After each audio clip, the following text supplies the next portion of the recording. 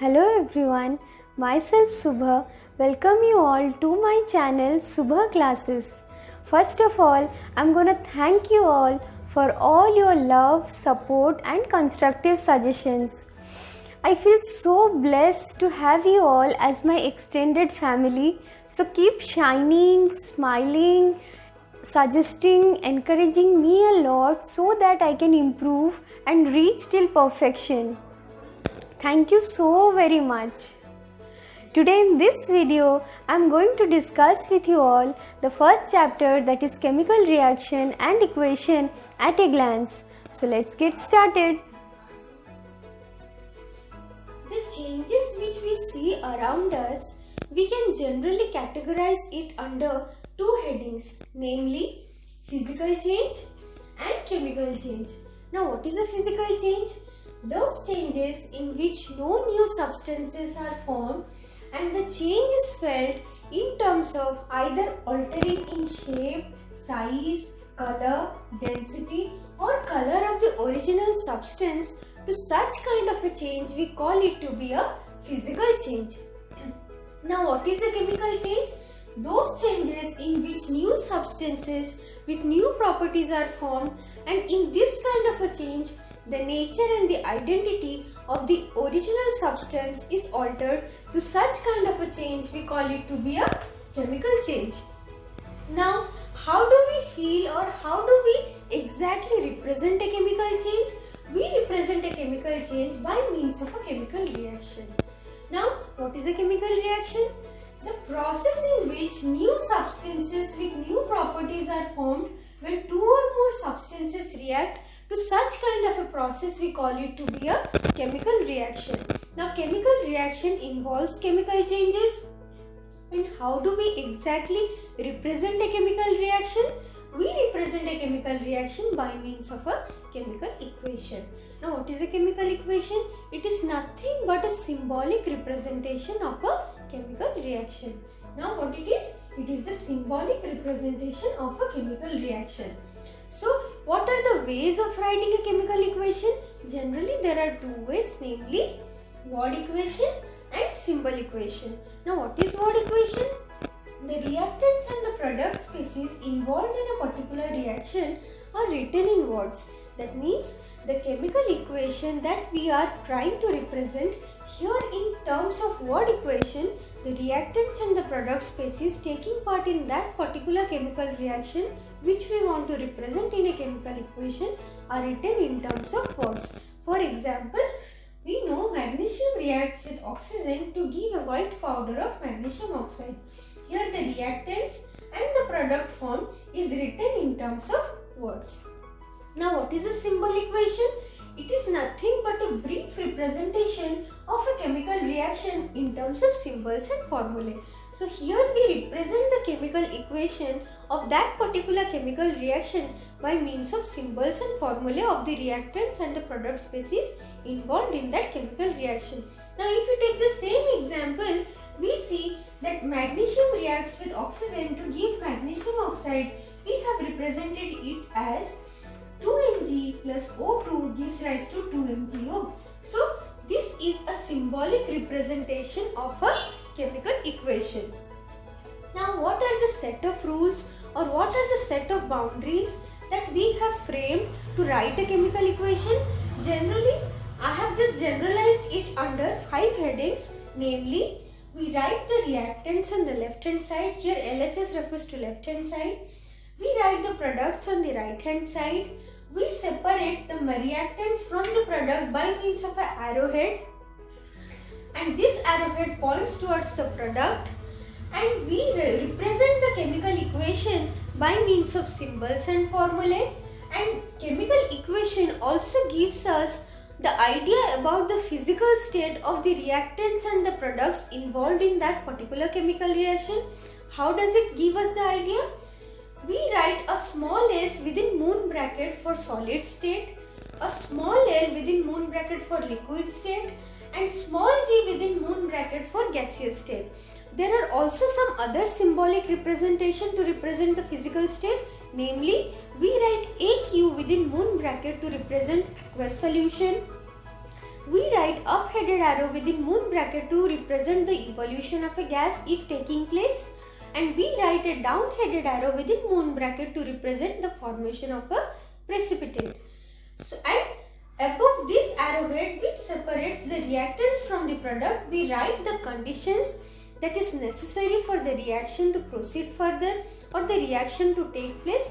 Those conditions which are necessary for the reaction to take place, we write it above the arrowhead, and which points towards the product and which separates the reactants from the product. Now this is a generalized view about the changes that is happening around us, and we have divided it under physical change and chemical change. Now chemical change is represented by a chemical reaction, and chemical reaction we represented it in terms of written form by chemical equation. And there are two ways of writing a chemical equation, namely word equation and symbol equation, and there are 5 set of rules to write a chemical equation.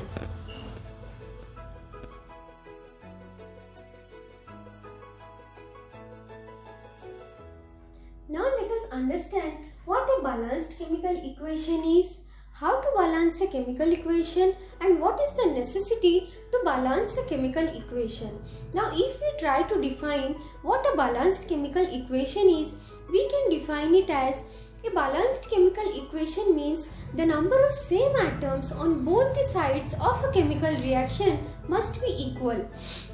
Now what is the necessity to balance a chemical equation? It is necessary to fulfill the law of conservation of mass. Now what is law of conservation of mass? Law of conservation of mass states that the total mass of all the products of reaction in a chemical reaction must be equal to the total mass of all the reactants. Now in order to fulfill this requirement, we need to balance a chemical equation. Now here I have taken an example of a chemical equation in which sodium reacts with water to give sodium hydroxide and hydrogen gas is liberated. Now let us first examine whether this equation is balanced or not, and if it is not, we will just follow very simple steps by means of heat and trial method which is there in your syllabus to balance this particular chemical equation. So let's examine it first. Now if we check on both the reactant and product side, we get to see that sodium has got 1 atom each, oxygen has got 1 atom each, on the reactant side hydrogen has got 2 atoms, and on the product side hydrogen has got 3 atoms. So here we see that there is a difference between the number of hydrogen atoms, for which we call this equation to be an unbalanced chemical equation, and we need to equalize this number of atoms of sodium so as to get a balanced chemical equation. Now if we try to balance it, if you multiply 2 to water molecule and multiply 2 to sodium hydroxide molecule, what do we get? A new form of a chemical equation. 1 molecule of sodium reacts with 2 molecules of water to give 2 molecules of sodium hydroxide and a single molecule of hydrogen gas is liberated. Now if we try to examine this chemical equation, we see that on both the reactant and product side, hydrogen has got 4 atoms each and oxygen has got 2 atoms each, and sodium has got 1 atom on the reactant side and 2 atoms on the product side. Now here there is a difference between the number of sodium atom on both reactant and product side, which we need to equalize so as to call this equation to be a balanced chemical equation. Now remember children that when you try to balance a chemical equation, first target on the bulkier compounds. First try to balance the bulkier compounds, then try to equalize the isolated atoms which are easier to equalize. It is because they are not associated with any other atoms, so it is easy on your part to add or to give any coefficient before the respective isolated atom. So here if we multiply 2 to sodium atom, what do we see?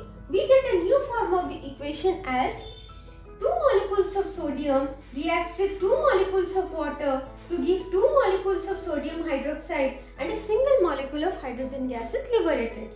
Now if we try to examine this chemical equation, what do we see? that on both reactant and product side, sodium has got 2 atoms each, hydrogen has got 4 atoms each, and oxygen has got 2 atoms each. Now to this kind of a chemical equation, we call it to be a balanced chemical equation. And we have balanced this chemical equation by means of heat and trial method. So now let us study what are the types of chemical reaction. Now the first type of chemical reaction is combination reaction. Now what is combination reaction? The reaction in which two elements or compounds combine to form new compounds.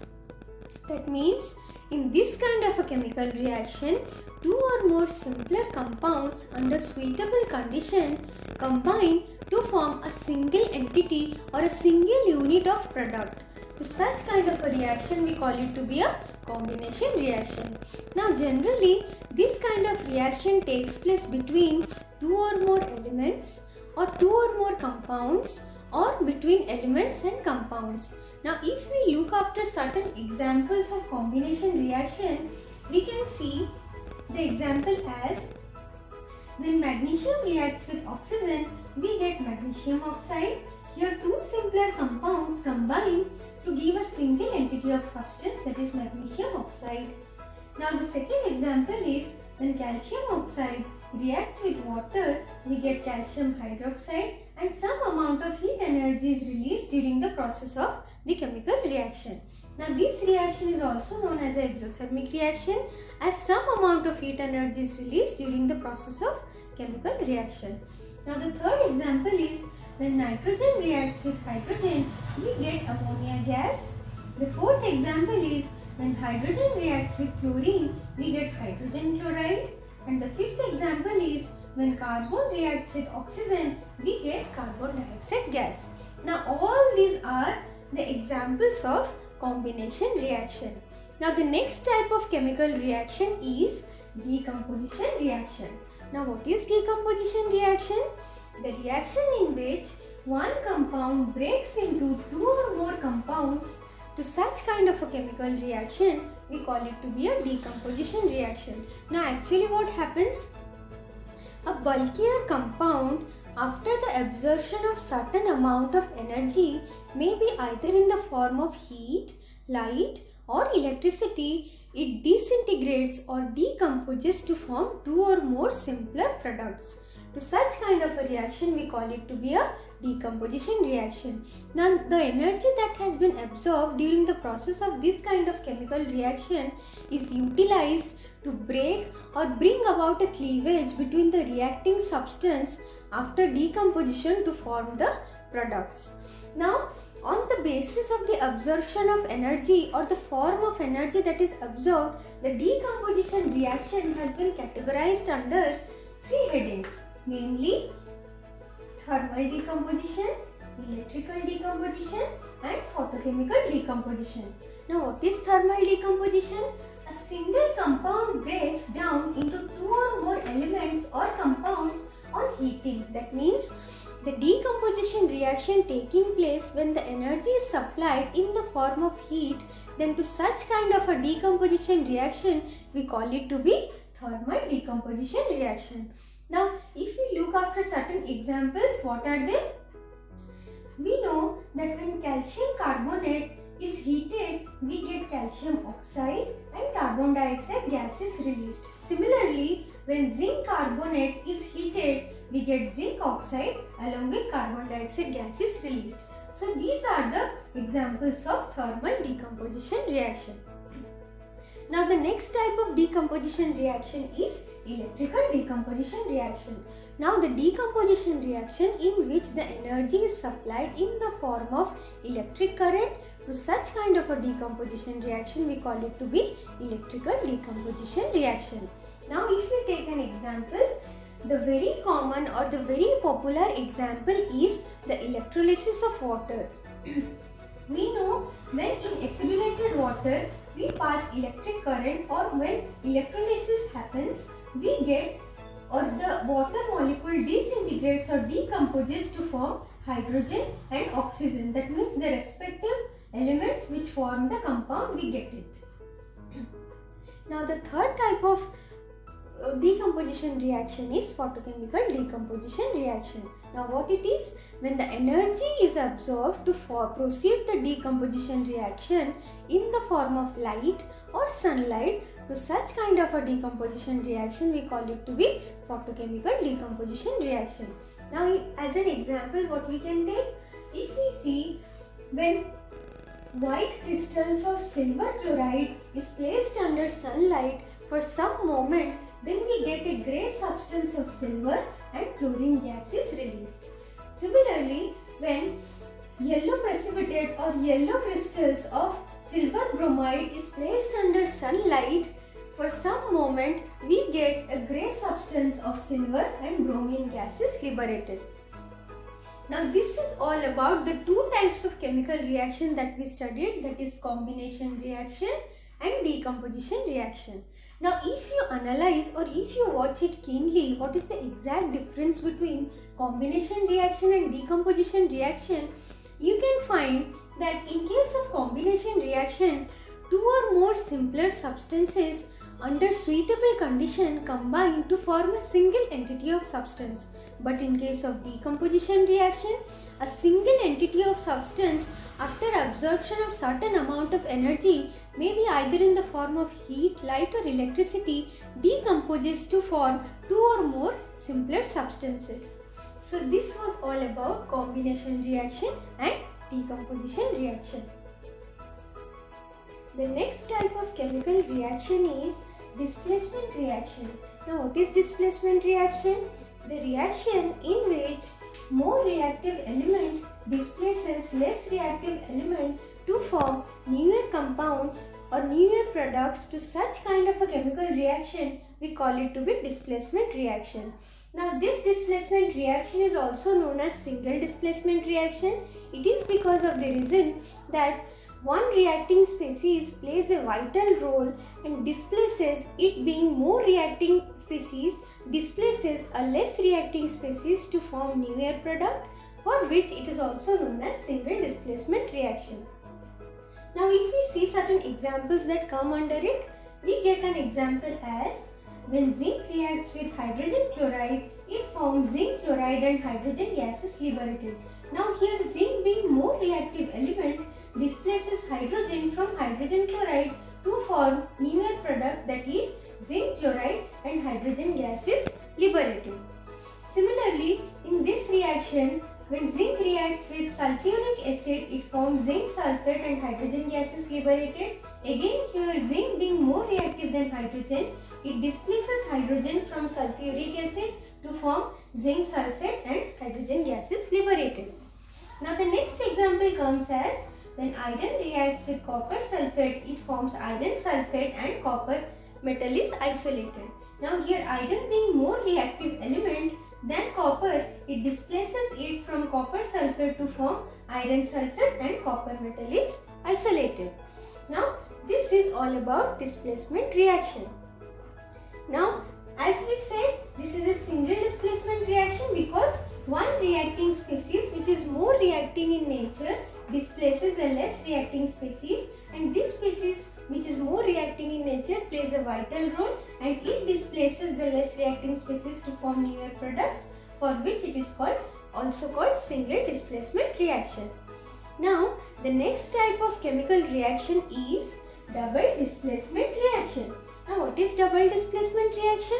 The reaction in which two compounds exchange their ions to form new compounds. That means double displacement reaction is such kind of a reaction where the reaction takes place in ionic state. That means the reacting species exchange their ions among themselves to form newer products. That means double displacement takes place in this kind of a chemical reaction, for which it is named as double displacement reaction. Now if you look after certain examples, we see when iron sulfide reacts with sulfuric acid, we form that iron sulfate is formed and hydrogen sulfide gas is liberated. Here what happens? Iron ions get exchanged with sulfate ions and hydrogen ions get exchanged with sulfide ions to form newer products, that is iron sulfate, and hydrogen sulfide gas is liberated. Now the next example is when sodium hydroxide reacts with hydrogen chloride, it forms sodium chloride and water is released. Here sodium ion get exchanged with chloride ions and hydrogen ions get exchanged with hydroxide ions to form sodium chloride and water. Now the next example is when barium chloride reacts with sodium sulfate, we get to form barium sulfate and sodium chloride is formed. So here barium ion get exchanged with sulfate ion and sodium ion get exchanged with chloride ion to form barium sulfate and sodium chloride. Now this is all about double displacement reaction. So here if we analyze the difference between displacement reaction and double displacement reaction, we can see that in case of displacement reaction, a single displacement takes place to newer products. In case of double displacement reaction, exchange of ion take place or double displacement take place to form newer products. It is not necessary that in case of displacement reaction, the reaction must take place in an ionic state. Here, more reactive element displaces a less reactive element to form newer products. But in case of double displacement reaction, generally exchange of ion take place. So the reaction generally proceeds in ionic state and exchange of ion take place between the reacting species to form newer products. So this is all about the types of chemical reaction, that is what we studied: combination reaction, decomposition reaction, displacement reaction and double displacement reaction. Let's understand what is oxidation and reduction. So in order to understand what is oxidation and reduction, we need to understand certain terms. What are they? What is oxidation reaction? What is reduction reaction? What is an oxidizing agent? What is a reducing agent? And what is redox reaction? So let's begin with what is an oxidation reaction. We can define oxidation reaction as the reaction in which addition of oxygen to a substance take place or removal of hydrogen from a substance take place. To such kind of a chemical reaction, we call it to be a oxidation reaction. Now for example, if we see, we know magnesium reacts with oxygen to form magnesium oxide. So in this type of chemical reaction, oxygen get added to magnesium to form magnesium oxide, or addition of oxygen takes place to a substance to form a newer product. So to this kind of a chemical reaction, we can call it to be a oxidation reaction. Now what is a reduction reaction? The reaction in which either addition of hydrogen to a substance take place or removal of oxygen from a substance take place. To such kind of a chemical reaction, we call it to be a reduction reaction. Now for example, we know that sodium reacts with hydrogen to form sodium hydride. So in this chemical reaction, addition of hydrogen takes place to a substance to form a newer product. So to this kind of a chemical reaction, we can call it to be a reduction reaction. Now if we see, what is an oxidizing agent? The substance which either gives oxygen or removes hydrogen to a substance in an oxidation reaction. So to that kind of a substance, we call it to be an oxidizing agent. Now if we consider the same example, here we see that oxygen get added to magnesium to form magnesium oxide. So here oxygen itself combined with magnesium to form magnesium oxide. So here the oxidizing agent is oxygen itself. Now what is reducing agent? The substance which either gives hydrogen or removes oxygen to a substance. To such kind of a substance, we call it to be a reducing agent. Now if we consider the same example of reduction reaction, we see that sodium reacts with hydrogen to form sodium hydride. So here hydrogen itself combines with sodium to form sodium hydride. So here the reducing agent is hydrogen itself. Now what is the redox reaction? Now the reaction in which both oxidation and reduction takes place simultaneously to such kind of a chemical reaction, we call it to be redox reaction. Now if we consider an example, we know that when zinc oxide reacts with carbon in the presence of heat, we get zinc and carbon monoxide. Now in this chemical reaction, zinc oxide get reduced to zinc and carbon get oxidized to carbon monoxide. So oxidation and reduction both takes place in this chemical reaction, for which we call this chemical reaction to be redox reaction. Now if we analyze which is the oxidizing agent and which is the reducing agent in this chemical reaction, we can see that here what exactly happens. Zinc oxide loses its oxygen, or it donates its oxygen to carbon to form zinc and carbon monoxide. So here the oxidizing agent is zinc oxide itself. That means it gives its oxygen to carbon to form carbon monoxide and it itself get reduced to zinc. So here the oxidizing agent is zinc oxide, and carbon removes oxygen from zinc oxide to form carbon monoxide, for which here the reducing agent is the carbon itself. So in this chemical reaction what happens? Removal of oxygen takes place from zinc oxide to form zinc.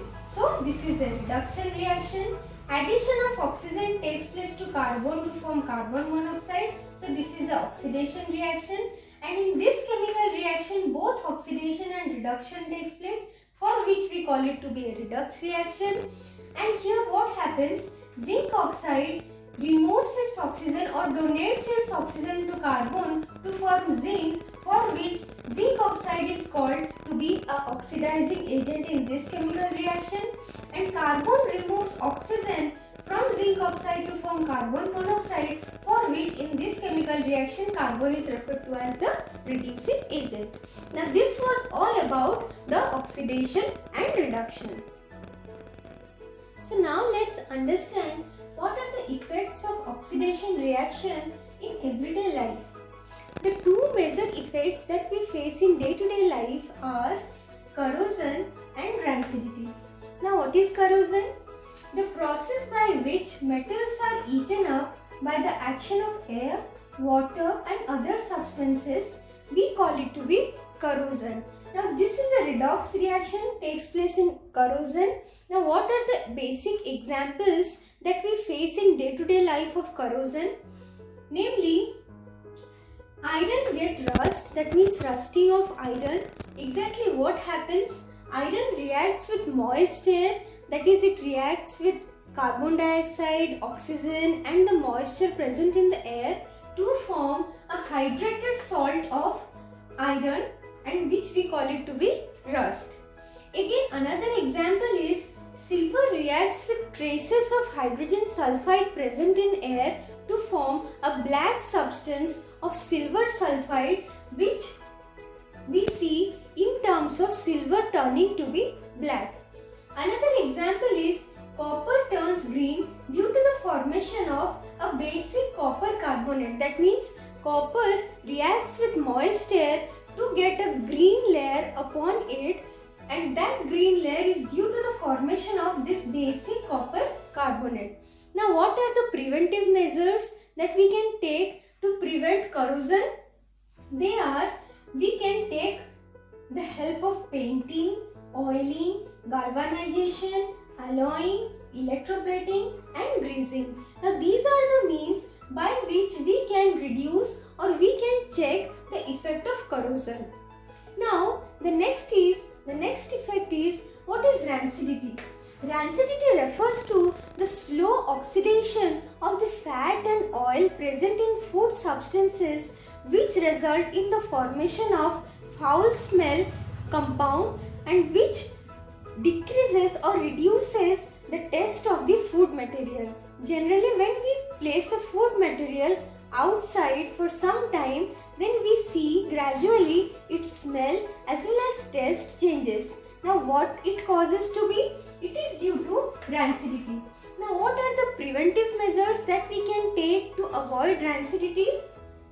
we can take the help of certain antioxidants and we can add it to the food material, which will reduce the process of rancidity. That means which will reduce indirectly the process of oxidation.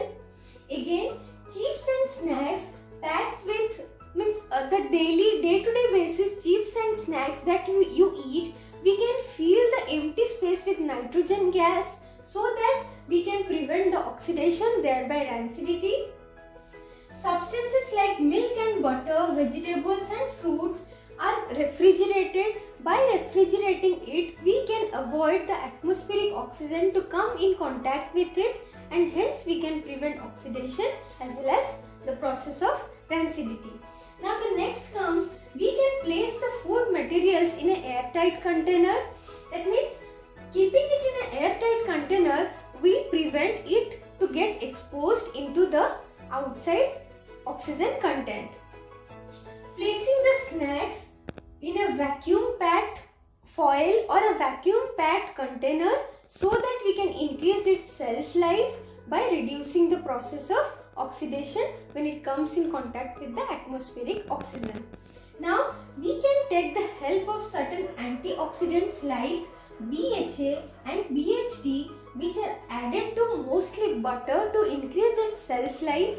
Now what does BHA mean? BHA refers to butylated hydroxyanisole and BHT refers to butylated hydroxytoluene. These are the two mainly used or generally used antioxidants which we can add to butter to increase its shelf life.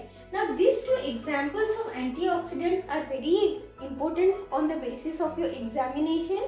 So please to remember these two examples along with its full form to write it in your exam. This is a very important question which generally comes in your board exam. Now this is all about the effect of oxidation that we face in day-to-day life, that is corrosion and rancidity. Now this was all about the first chapter, that is chemical reaction and equation at a glance. If you wish to learn this chapter in detail, you can just watch my previous videos whose link I have put in my description box below. You can just watch it over there and learn this chapter in detail. I hope you would have liked the video. Please do like, share and subscribe to my channel Subha Classes, and do feel free to drop the feedback so that I can improve well. Thank you so very much for watching the video.